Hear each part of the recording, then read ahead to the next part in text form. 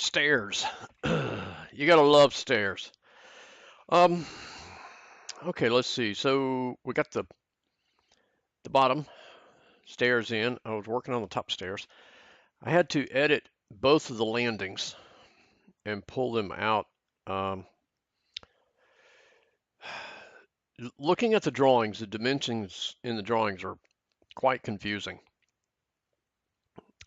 because it appears that it's dimensioning to face of riser, nose of tread. It's really hard to tell. Stairs are complicated. So we're going to do the best we can with it. All right. So, um, let me just go where I can look at both of the landings because this um, make it kind of messy for you. One thing you can do, and let me show you. Sometimes it's helpful to put a 3D camera in. So you can kind of see inside the building as you kind of look around a little bit, okay? And you do that in your plan view, and I've already put one in here, but the way you do it, go to the View tab, under 3D View, you hit the pull down and you go Camera. Uh, okay, and then the first place you click is the camera location. So I'm going to put one over here. And then you drag it for the direction and the extents that you want your view. And then it'll go to it automatically. Okay, and then you have to, kind of drag it out a little bit so that you can see what it is you're looking at. Okay, and then should you ever lose your camera, because the cameras don't show up on the floor plan. Okay, they don't show unless you turn on the, over here in your display. Where's that? Visibility graphics override. You could probably turn them on, but the simplest way to do it is here in the browser. Go to your 3D view, select it, right click, and go show camera.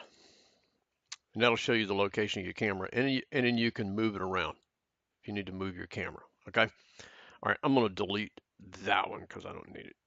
Okay. I put one in right here so I could see the first stairs while I was working on it. All right. So let's look at this floor.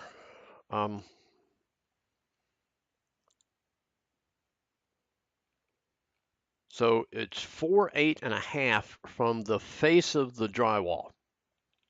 Okay. You saw that other dimension that I had down there. It was like 4'9". Well, that was from face of stud. This 4.8 from face of drywall on both of the landings. Okay. And the stairs coming in. Now on the second, these two stairs here we did in a previous video, and they're closed stringers on both sides closed. All right. Second floor, go back to that 3D stairs samples file, and you want to copy and insert two other stairs. One is residential right open, and then residential left open. And what it means is that there's no stringer on the sides. Let me go to my overall 3D view. So here we are looking down the second floor. This one, see, it has a stringer on that side. There's not a stringer on this side over here because according to our plans, this wall is actually a handrail. It's open. So, but we're not going to adjust that wall until we start working with our ceilings and our roof and stuff. Okay. But when it says left side open, that means if you're going down the stairs, the left-hand side has no stringer. Okay. And so you're going to put these in. Let me go back to my section view. Where'd it go?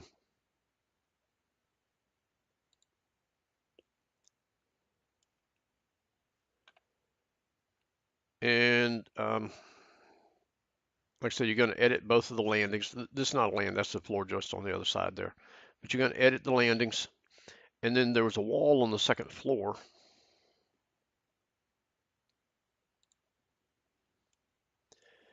This wall section right here, I did not have dimensioned in the original plan that I gave you because I wasn't real sure how the stairs were going to work out. So you're going to want to apply a dimension of 4'3.5" from stud to stud and pull that wall up and lock it. And that's going to clean up this corner right here where your stairs are going. I left the handrail on this one, this side, because I wasn't sure how this whole thing's going to work out. So I just left it in place.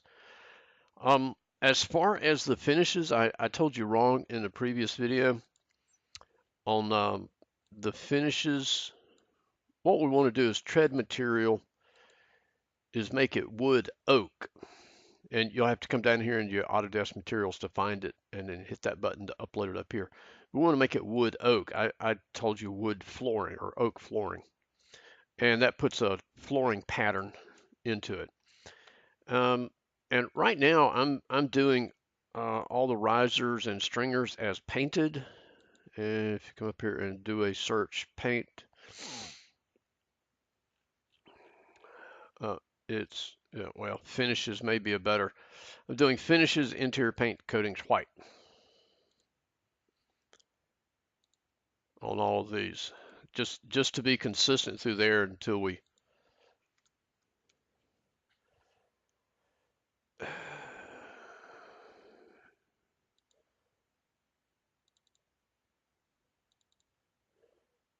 okay, until we kind of get to a point to where we're gonna figure out color schemes and things like that.